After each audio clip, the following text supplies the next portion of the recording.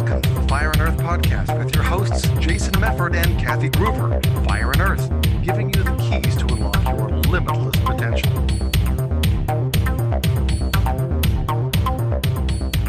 Hey, everybody. Welcome to the Fire and Earth podcast. I am your co-host, Kathy Gruber.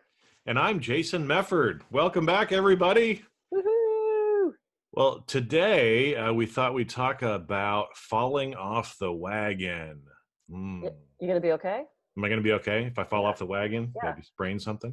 Yeah. Well, it's kind of a funny term. It's usually related to, people that have an alcohol issue, right? And That's not us, though, right? We're not. This isn't. No. No.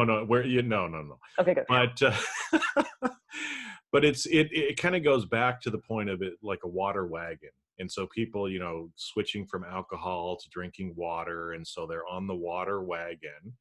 But when somebody would relapse and start drinking again, they would call it they're falling off the wagon, right? So they'd made a conscious decision to actually stop drinking alcohol, deal with their alcoholism. But we relapse, and I've been thinking about this, and not from an alcoholic perspective, but just in general, how a lot of times we end up making plans, and then those plans don't go quite the way we expected. And this is a natural part of life. I don't know if you've ever felt like that, Kathy. Have you ever fallen off the wagon in some sort of sense? Yes. Yes. Yes. Whether it's I'm going to start exercising every day. Oh, life happened, and now I have this deadline, or I have this thing. I mean, it's the whole the best laid plans, right? They're going to go awry at some point. And whether it's an athletic activity or a trip or a vacation or a project that you want to do, it's funny because I do my daily pauses. They're not so daily anymore. They're more like, bi-monthly pauses, but I still do them. And I had this whole one going about, I had a jigsaw puzzle. And I had done this daily pause around doing this jigsaw puzzle. And I got the whole edge put together because you have to do the edges first. That's just what you do. And I was missing 2 edge pieces. And I had to make this decision. Do I continue on with the puzzle knowing it's going to be incomplete? Or am I okay with that and I do the rest of the puzzle and fill it in? Well, I stopped the daily pauses around that, and a guy stopped me last week and he goes, "What happened? Did you finish the puzzle?" And I said, "No, I actually threw it away." And he started laughing, and I went, "I threw it away. I made a different choice. I decided, no, I don't have the time for this. I am going to be irritated if I do this whole thing and it's missing pieces." So I made a different choice, and I got rid of the puzzle. Maybe going forward later, I'll get a different puzzle, one that doesn't have 5 million teeny little microscopic pieces, that is complete. But it's like I took a different turn, and I decided that I had different priorities, and that one of them was not taking up my dining room table with an incomplete puzzle. So it's about making those choices when something goes awry. How do you handle that? Yep. Which way do you turn? Yeah, because it does all end up coming down to choices, right? And the reason why I wanted to kind of talk about this is, on a previous episode, I told people I was running a marathon. I put it on my calendar, right? I mean, that was a goal that I had. It's something that's on my bucket list, but then other things happened, and I had to make choices, right? So, late last year, beginning of this year, I actually hurt myself when I overextended a little bit, had some problems with my knees and my shins. And at that point, as it was getting closer and closer to the time of the marathon, I had to make a decision, just like the jigsaw puzzle. Do you just throw it away, or do you keep trying to go and literally in this case, limp along, right, to try to force myself into doing that? Because I made a commitment to myself that I was going to do that. Mm-hmm. And so, at that point, then you have to kind of step back and stop, right? And so these were some of the things that were kind of going through my mind that I'm sure some of the listeners who have had similar experiences with, they plan to do something and then it doesn't quite work out. This is where we can end up going. And so I want to kind of talk about this, and then maybe, put things in perspective for people, like you said, of making new choices and not realizing that we're a failure, we're, a fraud, we're a whatever word you want to throw out there, because we didn't do everything that we said we were going to do.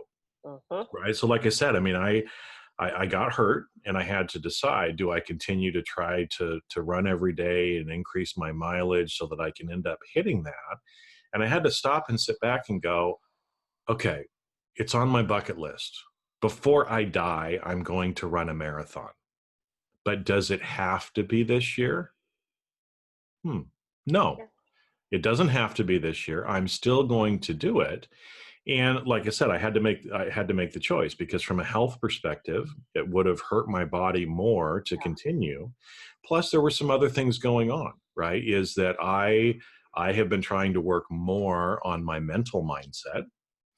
And so, again, I have to make that choice between, do I spend a half an hour or hour a day running, or do I spend that half an hour or an hour a day working on my psychological and mental mindset? And so for me, at this point in my life, I decided the mental mindset was more important.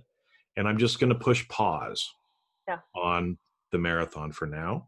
I'm still going to run it probably next year, maybe the year after. I haven't decided. I haven't put it on my calendar yet, but I'm still going to do it. Now, because I didn't run the marathon, do you think I'm a horrible person, Kathy?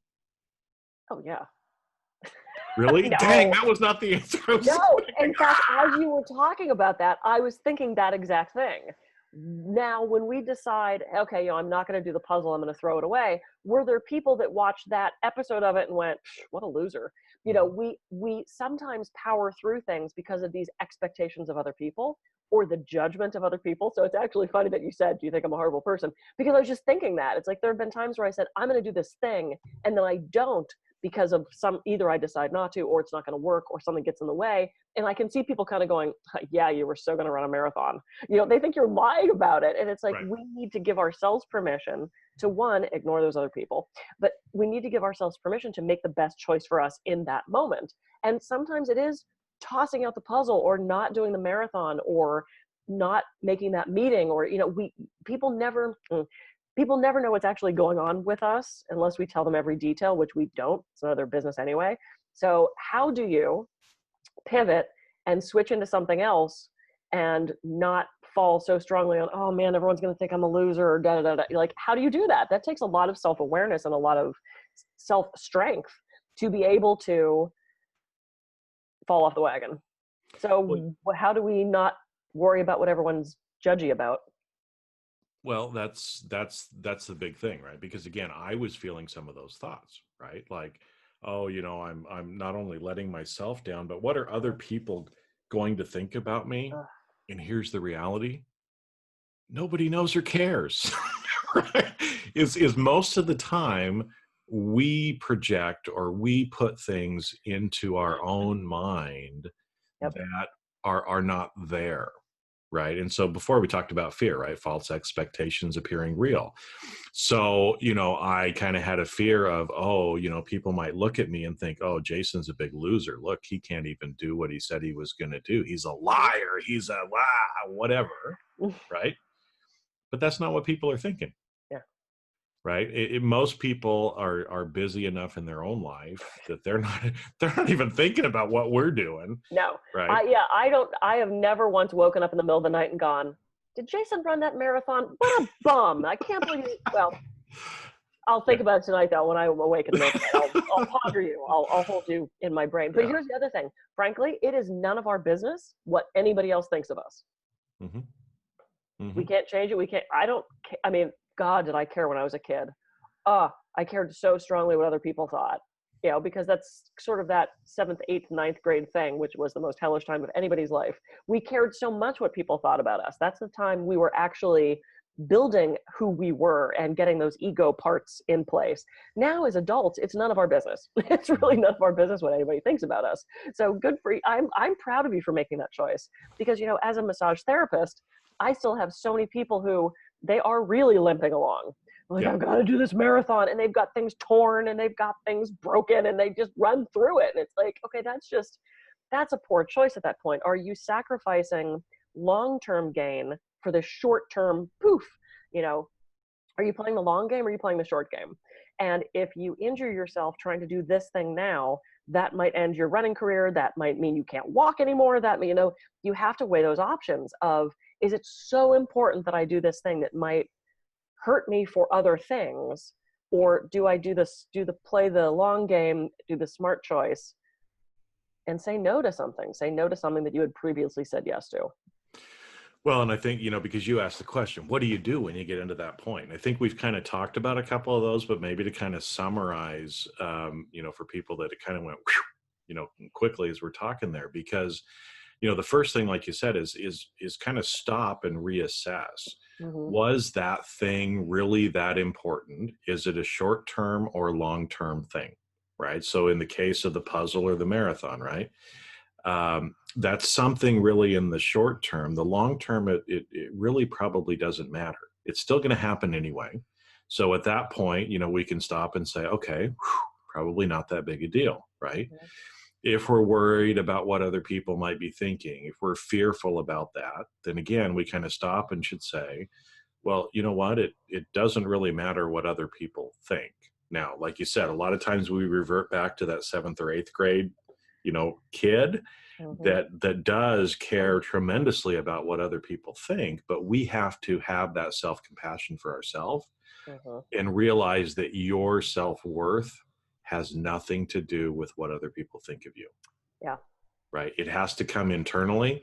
And so that's the point where, you have to have compassion for yourself and realize, just because I didn't run the marathon, just because you didn't finish the puzzle, doesn't mean you're a horrible person. Right. That was just a choice. That's an externality that has nothing to do with your physical or your sense of worth or should. Yeah. Right. But a lot of times we do end up kind of tying that into it, and we shouldn't. Right. And so, those are some of the things that you can start to kind of to think about and step back and realize that, it probably wasn't or isn't that big of a deal. And just honestly, sometimes we have to make choices. Yeah. Because like you said, some of your clients who have because one of the things I actually learned just recently in a book I'm reading is hurt versus injured. Okay. Oh, yeah. Which I think is an interesting concept. And so the guy was bringing up, he says, my coach, when I was in high school, he was playing football, and he said, you'd get hurt on the field, right? You take a big hit or whatever, and you're lying out on the ground, and his coach would come up and say, are you hurt or are you injured? Mm-hmm. And the difference between hurt and injured is, hurt means, oh, you just got the air knocked out of you, but I'm okay to go, coach, put me back in. Injured means there's actually, physically something wrong, like you tore your Achilles or, something like that, where you're physically injured. And the more that you try to do that, the more you're actually hurting yourself in the long term as well as the short term. And so, kind of stopping and thinking about that too is, well, is this something that's a hurt thing or is this an injured thing? And if it's a hurt thing, come on, move on. Let's just keep going, shake it off, get back in there. But if it's an injured thing, like mine was literally an injured thing with my knees, that if I would have continued to do that, it would have had longer term impacts on me as well. Yeah. So. Okay. I'm going to throw a twist on this. Ooh. I'm an only child, as we know. Mm-hmm. When someone tells me they are going to do something, when someone promises me they're going to come visit, they're going to run the marathon with me, they're going to whatever, and then something happens and they can't.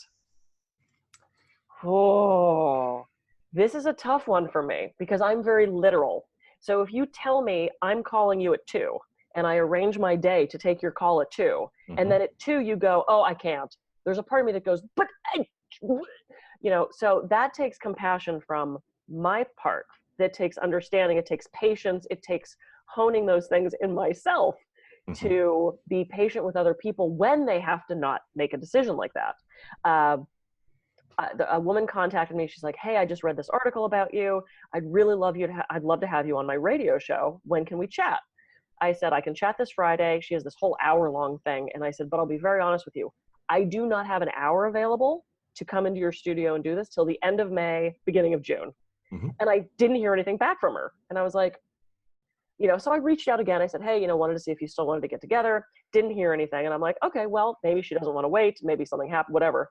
I get a message from her yesterday saying, I'm so sorry I didn't get back to you. A friend of mine had been missing for 3 days and they just found out she was murdered. Like, what? Holy crap. Of course you didn't get back to me. You wait as long as you need to. We never know what's going on in somebody else's life, that they do have to cancel these things. So we can't take it personally. Yep. The fact that the boyfriend couldn't come down this week doesn't mean he doesn't want to see me. It means his daughter was in school and he couldn't get out of taking her someplace. So it's like, we also have to be patient with others Mm-hmm. and recognize when someone seriously has an issue that's come up, or when they're, how do you decide, well, they've canceled on me 17 times. Maybe they just don't want to do that thing. So there is that place of balance. This is why this is a twist, because on one hand, it's like, you have to remain patient and compassionate for others. And on the other hand, you do have to turn on your bullshit meter and be like, look, you've canceled on me 12 times. Clearly you don't want this date, or whatever it is. So it's, Yeah, hopefully you would learn before the 12th time. But like you said, right. Has it been my problem? But that twist is interesting too, right? Because like you said, it's things are going to come up. Okay, I mean they will end up coming up, but when patterns start to develop, mm-hmm. that's when it becomes the issue, right? And so again, if we take our falling off the wagon thing, hey, if you fall off the wagon once or twice, probably not a big deal, right? If you fall off 20 times, as long as you still keep getting up and getting on the wagon and you're still trying, you're still getting closer to where you want to go, right? And so it's not to make an excuse, right, for Mm-hmm. not having integrity or not showing up and being the person that you want to be, but sometimes things happen and we just have to be compassionate in those times. Yeah. Because like you said, if you haven't shown up for the 12th time for a meeting, well, that says something about you, right? That you have some sort of commitment issue and you're letting other people down at that point. But when things happen, like my friend went missing and she's murdered, well, holy crap, are you going to hold that against her? No, Yeah. right?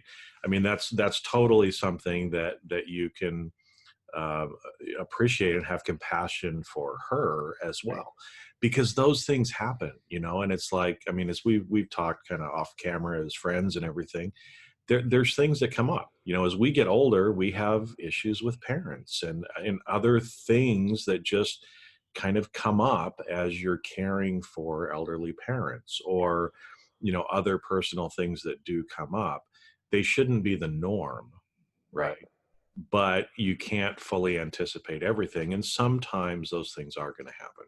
So well, and then you start to feel bad, because I know you and I trying to coordinate our schedules mm-hmm. is crazy sometimes. It's like we come up with a date and then, oh, I can't do it because I got a client, and then you've got a meeting, and then my computer dies, and then my dad's in the hospital, and then it's like sometimes even you and I have gone back and forth like 10 times trying to figure out when we can get together and do this, but we know we're not jerking each other around. It's like this stuff seriously comes up. So there is that patience and that compassion and that understanding of, okay, she has to cancel last minute, or, oh, he had this thing come up, because we have that relationship. We have that connection between the two of us where we know we're not bullshitting each other.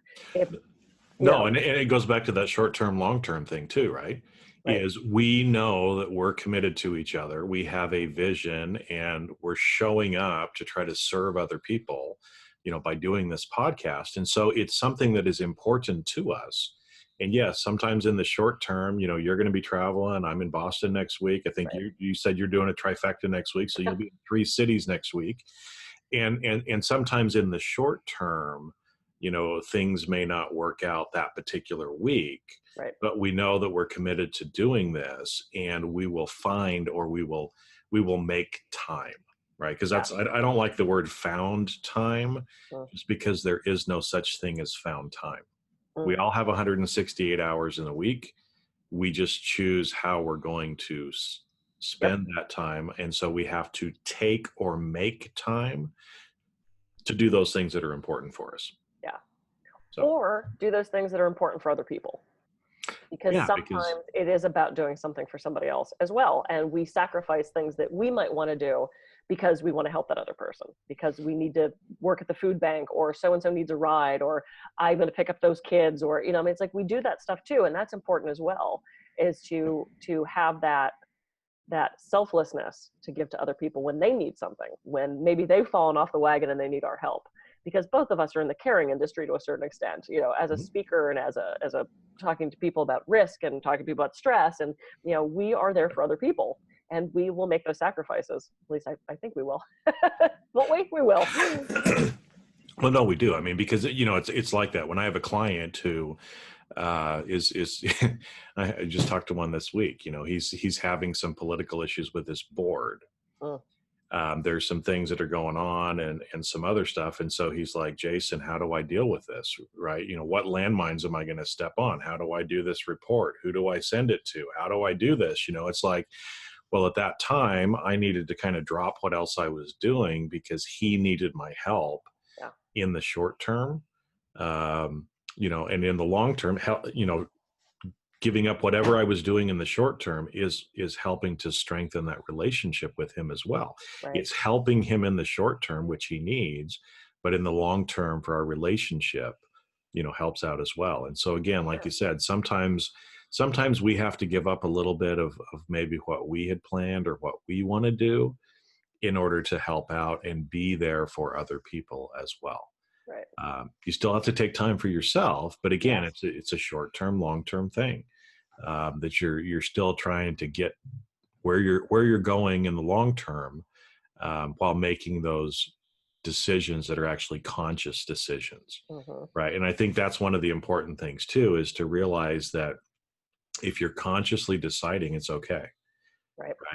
Like I said, if I'm choosing not to run for a couple months because I'm working on my mindset, right? I'm choosing between the two, and life ultimately comes down to choices. Yes.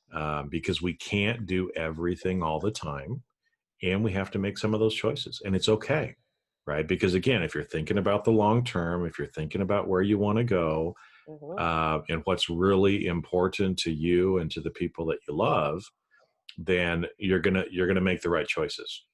And sometimes we don't. So have compassion for yourself at that point. And if you need to, literally give yourself a hug. If nobody else is around. I read a book about self-compassion last year. And at first when I heard that, I thought, that is the hokiest thing I have ever heard of in my life. That is like, give yourself a hug. But no, literally, it actually scientifically, in the way the brain works, literally giving yourself a hug and touching yourself that way actually does change the way you feel. If nobody else is around to give you a hug, give yourself a hug. Okay. I'll do it right now. Do it right now. Here we go. Self-hug, everybody. It does feel good. You can also give yourself a Heimlich Maneuver. I learned that yesterday. Okay. Yep. In case you're choking while you're hugging yourself. But you bring up a really good point about what is important to you, and it's about making choices. And what do you want? I don't think we ask ourselves enough, what do we want? We talk all the time about things we don't want, but we don't actually identify what we do want. And I know I have one client, she's older. I go to her house to give her a massage. I have very few people I do out call. I just don't have the energy for that anymore at my age. Lugging the table and everything, Yeah, oh God, it's exhausting. But this one's a little bit older. She could come to me. It's just easier for me to come to her, and I lug the table in and she gets on the table, But there was one day where she's like, do you want to stay and have some pie? And I'm kind of looking at my clock. It's like, I had to get to another client, and I was going to get on the phone. I was going to do some emails, and I stopped for a second. It's like, I don't know how long this woman's going to be around. And how often do you get to sit with a German woman in her 80s in her kitchen to have pie? And I'm like, you know what? I'm going to have some freaking pie. And I sat there with her just for like 10 or 15 minutes because I had to get to my next thing. But it's like, I made a choice to not do those things that, could I be doing emails? Sure. I mean, I know probably everyone that's watching this could never stop their to-do list, work 24/7 and still not get through everything they could, should, need to be doing. But I made a different choice. I sat there and I had pie, and we had tea, and we had a couple laughs, and then I left. Because it's like, in that moment, I did that, I hate the word pivot, but I did that pivot to, I'm going to make a different choice. Yeah. All these corporate buzzwords drive me crazy. We'll put a pin in that and come back to it. But Yeah. we should do a whole show on just phrases we hate. Oh, yeah, there's quite a few. Yeah. And what they actually mean versus what Right. people think they Ping me, mean. that means it's a submarine thing. Anyway, Yeah. so we'll put a pin in that. We'll come back later. We'll circle back. We'll put that on this. We'll park that. Oh my God, I hate them all. But anyway, I made this different choice to sit with this woman and have pie, rather than doing those other things that I could have been doing. And the emails can wait. Mm-hmm. I didn't necessarily fall off the wagon for not doing the emails. I made a different choice. Just like I looked at the puzzle and went, I actually don't, this is not important to me. I don't want to do this. I'm going to do something else instead with this time. So I chose that short-term gain of having this relationship with this woman over pie in her kitchen, as opposed to sitting in my car and furiously doing emails, which I could do anytime. Right. So sometimes it's about making that choice in the moment. This thing presents itself and you go, oh, do I do that thing I had planned, or do I take advantage of this opportunity that might not come up again? So I think we have to be flexible as well. It is about choice, but it's also about being spontaneous and flexible. I'm not the most, I'm actually pretty spontaneous, but I'm so schedule driven. Sometimes it takes me that Mm-hmm. knock on the head to get me out of that schedule to realize, okay, Groover, you can sit down for a second. Yeah. Well, and I think to be able to help in making those decisions in the short term, and this is a whole nother episode for another time, but being clear and having alignment on what you value, and what really is important to you, because at that point, again, when the lady says, would you stay and have some pie? Well, obviously you've developed a relationship with her over time. Mhm. And again, a lady in her 80s, they're lonely, Yes. and so, having an extra 10 or 15 minutes with you is a big deal for her. Mm-hmm. Right. For you, it's probably a minor inconvenience because, like you said, well, you're not going to maybe return a phone call or answer a couple of emails that can probably wait anyway. Right. Having pie with her is something that couldn't wait at that point. And I'm just guessing, since I kind of know you too, that you like people and you care about people. Oh, yeah. Right. So at that point, a little bit. Right.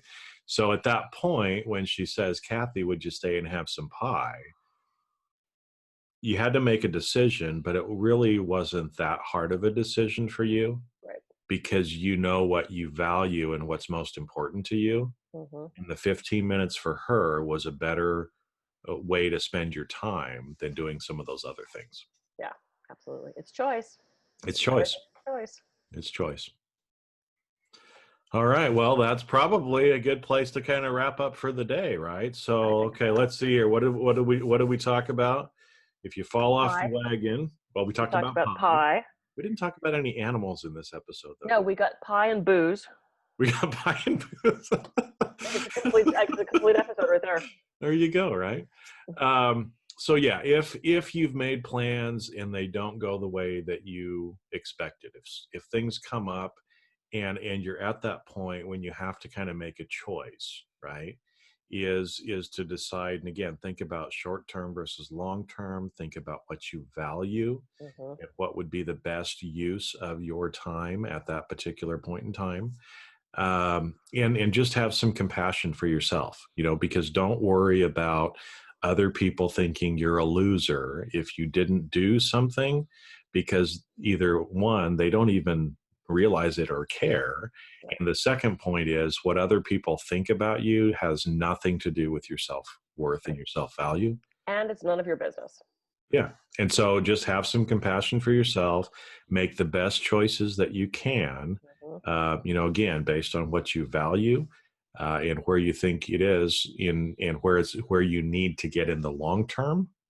And that's what's most important.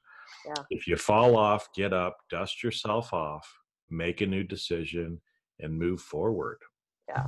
And have compassion and patience for those other people who might fall off the wagon and inadvertently affect you, whether we have to cancel the podcast or they can't make it down for that trip or they can't make the dinner party, or you decide to have pie instead of returning emails. Have compassion for those other people and be patient with them. Also keeping your BS meter on to watch for patterns in case they're actually really just trying to get out of something. Yep, exactly.